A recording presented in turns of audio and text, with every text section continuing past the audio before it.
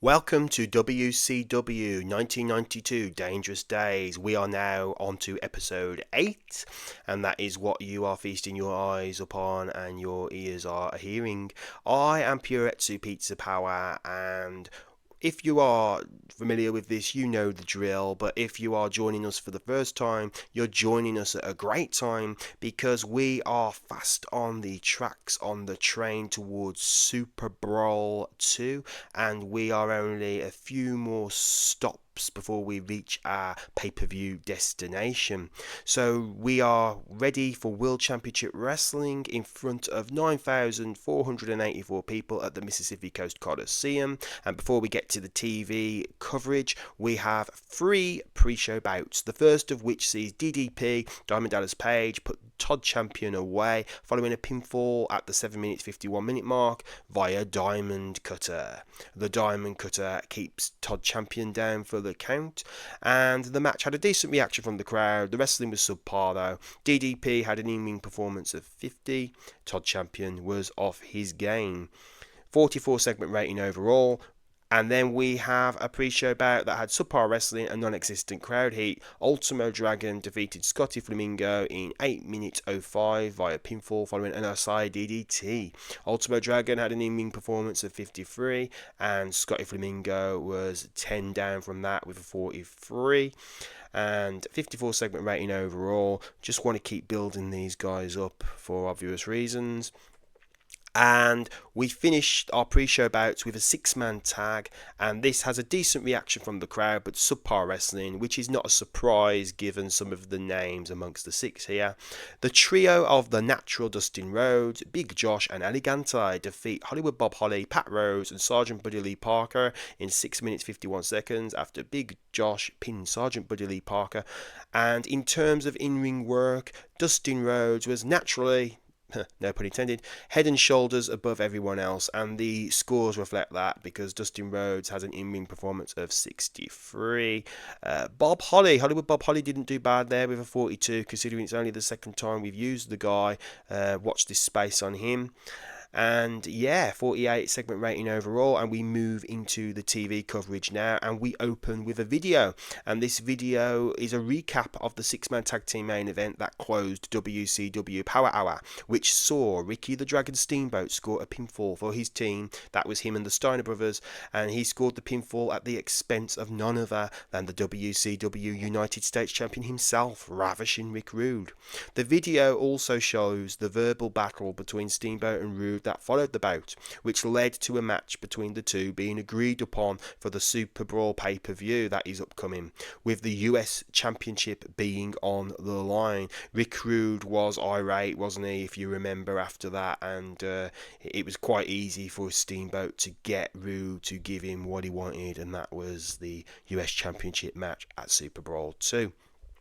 We go from that video straight into a match featuring one of its subjects, as Ravishing Rick Rude teams with his Dangerous Alliance stablemate, the Cruncher Larry Sabisco, to take on and defeat Johnny B. Bad and the Junkyard Dog. This bout had good heat and decent wrestling, and the finish came at 11 minutes 36 seconds when Rick Rude put JYD down for the count following the Rude Awakening. Rude was head and shoulders above everyone else, and I need to stop saying head and shoulders before I get a sponsorship deal offered to me from a certain shampoo brand. So Larry Sabisco had an in-ring performance of 72, Rick Rude with the 81, so good stuff from both of the Dangerous Alliance guys there. After that 59 rated match, we move on straight into look at that, an 85 rated segment. So in this segment, Jesse the Body Ventura steps from the commentary position. He enters the ring to get some post-match comments from Rick Rude, and Rick Rude is asked about the upcoming match with Ricky the Dragon Steamboat at Super Brawl 2.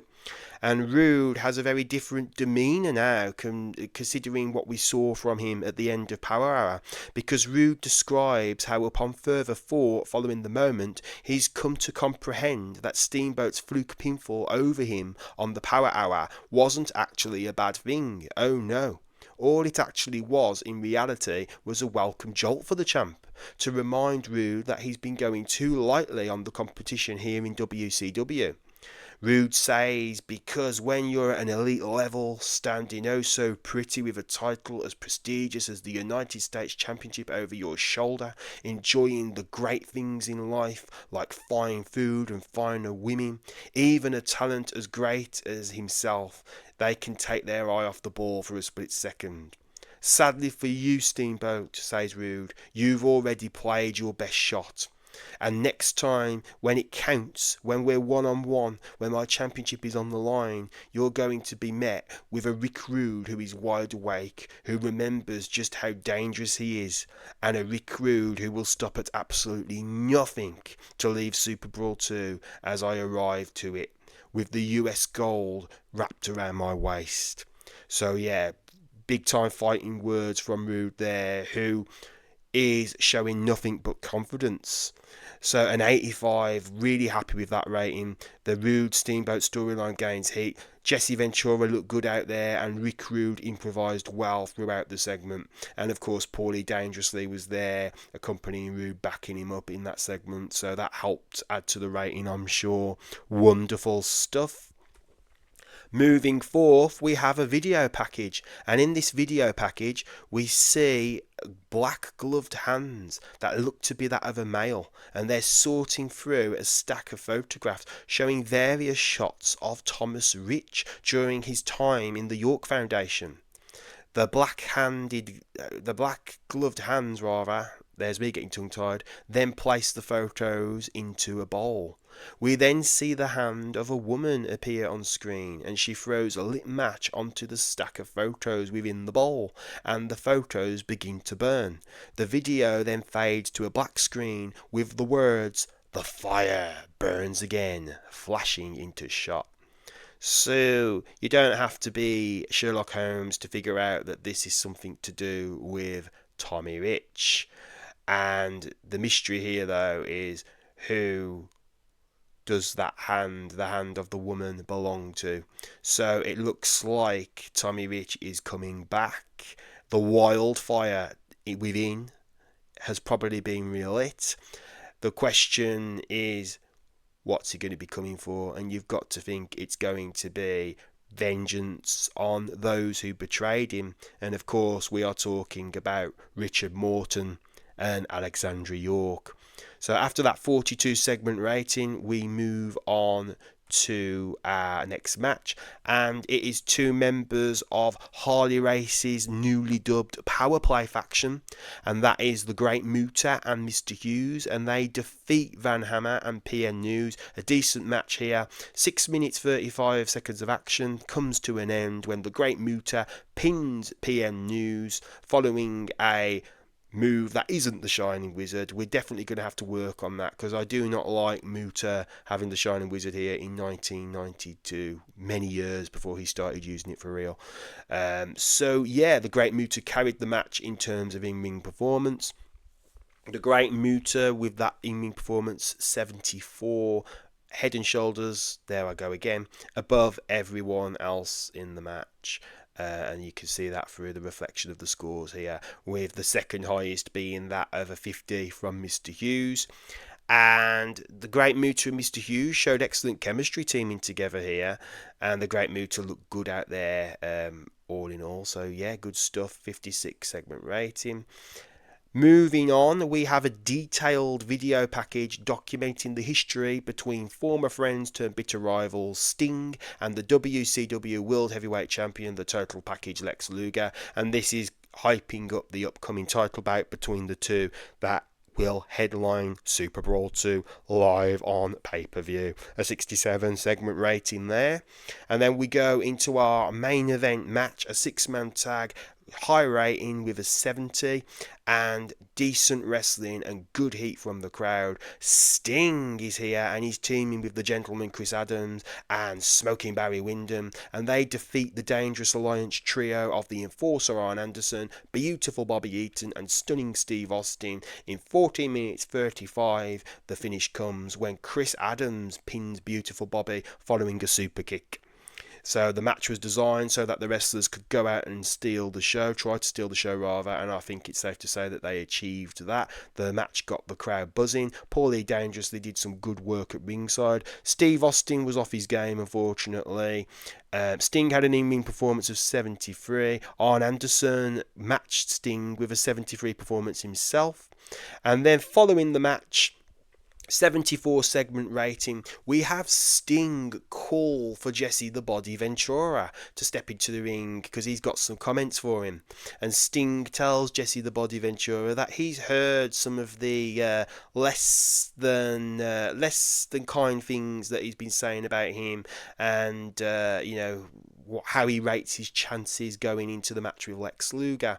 And then Sting says he knows he's got the edge over Lex Luger because when he was attacked by Lex Luger at the end of the clash, that just showed Luger's desperation to get any kind of advantage over Sting, because he knows that Sting probably knows him better than anyone. He knows all of his strengths and his weaknesses, and he is fearing for the future of his championship reign in a way he's never feared it before. And Sting says that in a strange way he takes that sneak attack from Luger as a compliment, because it shows just how worried Luger probably is about what's going to happen to him when he meets the Stinger at Super Brawl 2 with the championship on the line. And Sting says he loves that the days towards Super Brawl are just drawing closer and closer,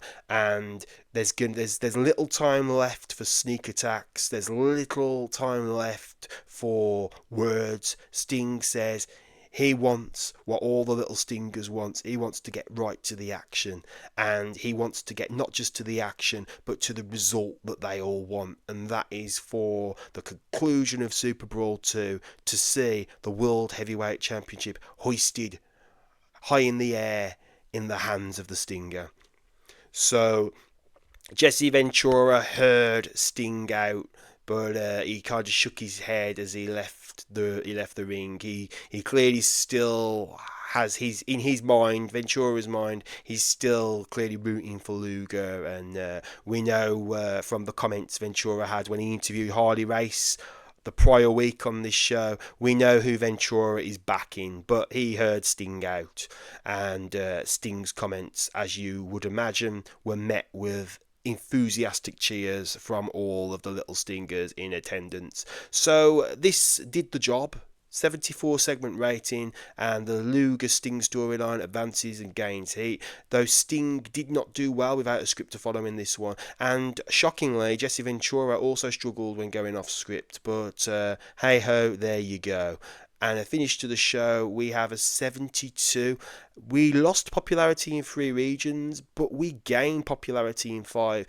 Was that our highest rated show so far? I think it may have been. I'll have to check, but I think it's certainly up there with our highest rated shows. We would have gained popularity in 2 other regions as well, but growth was restricted due to the limited number of viewers there, and the show benefited from having quite a wide selection of angles. So, after going through our show history, The Clash was our highest rated show at 73, but this edition of World Championship Wrestling was definitely our highest rated TV show so far. So, it shows we are going in the right direction, all being well, and we will be back with further action, so stay glued to your seats. Okay, so before we get rolling with main event this week in front of 1,300 people in the Midwest, I just want to make you all aware that we are not running at full cylinders because a lot of our talent, our top guys, are over in Japan working for New Japan on the night that this main event is being recorded. So that includes Sting, that includes the Steiner brothers, that includes the Great Muta, Big Van Vader, amongst others. So a lot of talent is not accessible to us, so just bear that in mind as we proceed with this show. So we've got a few pre-show bouts before we get to the TV broadcast, the first being a tag team match with the Fabulous Freebirds defeating the Italian Stallion and Jim Boss. Michael Hayes gets the pinfall over Jim Boss after 6 minutes and 4 seconds of action, and this had poor heat and terrible wrestling. So the fabulous Freebirds had all of the tag team, all the good stuff, all the bonuses you would expect with excellent chemistry. And on the flip side of the coin, the Italian Stallion and Jim Boss, they had absolutely zero chemistry as partners, so we'll try to remember not to book them as a team again. Regarding the Freebirds, I am well aware that they have not really been doing much of anything since the Clash. I am aware of this, and I just want to assure people that I've got no plans to phase out the Freebirds. It's just a matter of finding the right storyline for them, and the Freebirds will be utilised in a more prominent role back on TV soon enough. So after that 38 segment rating, we go to another pre-show bout that sees Marcus Alexander Bagwell put Bob Cook away after 7 minutes 19 seconds of action. Pinfall victory, abysmal match, nothing really to say here, only a 36 in-ring performance from Marcus Alexander Bagwell. He needs a lot more work.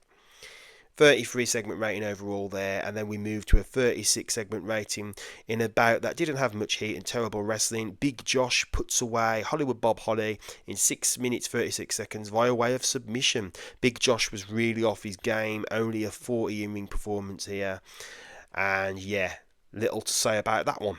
Moving on to the TV broadcast, and we open up with a hot tag team match with Gentleman Chris Adams and Ricky Steamboat defeating Diamond Dallas Page and the Diamond Stud in 12 minutes 3 seconds when Chris Adams pinned DDP following a super kick. Ricky Steamboat carried the match in terms of the in-ring performances with a high in-ring rating of 83. And Chris Adams with a 48, Diamond Stud and DDP with a 51 and 46 respectively. Wendy Richter was at ringside for Ricky Steamboat, and they are making a good pairing. They play off each other well, and everything about Ricky Steamboat here was great. His performance stood out. The crowd were hotter through this match, and it got the show off to a strong start, so that's brilliant stuff. Lovely to see that 70 rating for this match. And then following this, the legendary Lance Russell enters the ring, and he gets some post-match comments from both Gentleman Chris Adams and Ricky the Dragon Steamboat. Adams welcomes the news from earlier on today that a steel cage match between Stunning Steve Austin and himself has been signed, and it is now officially set for Super Brawl 2 on pay-per-view. Meanwhile, Ricky the Dragon Steamboat says that everything is in place. His advanced skill set, the amazing fan support, and now all he needs is the finalisation of everything that is now cemented in place, and that's a victory over Ravishing Rick Rude for the United States Heavyweight Championship at Super Brawl 2. Steamboat says that letting these great fans down and letting himself down, neither of those are options on the Dragon's table. So build there for two bouts that we've now got officially set for Super Brawl, that being Steamboat and Austin for the US title, and we now have word that 100% confirmed Austin and Adams are going to be battling it out inside a steel cage. So a 75 segment rating there, good stuff, and every angle, every storyline involved in that segment gain heat, which is what we like to see. We then have a bout that had a decent reaction from the crowd but terrible wrestling. Richard Morton with Alexandra York at ringside for him defeated Bill Kazmaier after 7 minutes via pinfall following a diving crossbody. And Alexandra York did some good work at ringside, but the match suffered because the crowd were turned off by having a match outside of the pre-show between workers that they don't have much investment in, and as a result of this, the match cooled the crowd a little. Only a 28 segment rating here. But then we move on after the match. We have Missy Hyatt, who's not been seen on TV for a few weeks. She steps into the ring to get some post-match comments from the victorious Richard Morton and his manager Alexandra York. After conducting what seems to be a regular interview and allowing Richard Morton and Alexandra York the time to boast about how they recently terminated the services of Thomas Rich, Missy shocks everyone by swinging her microphone at Alexandra York and knocking her right down to the canvas. Before Richard Morton can react to Missy's actions, he's spun around and he's met with a fez press followed by a flurry of punches from the man he had a hand in betraying, Thomas Rich. That's right, Thomas Rich is back on the scene.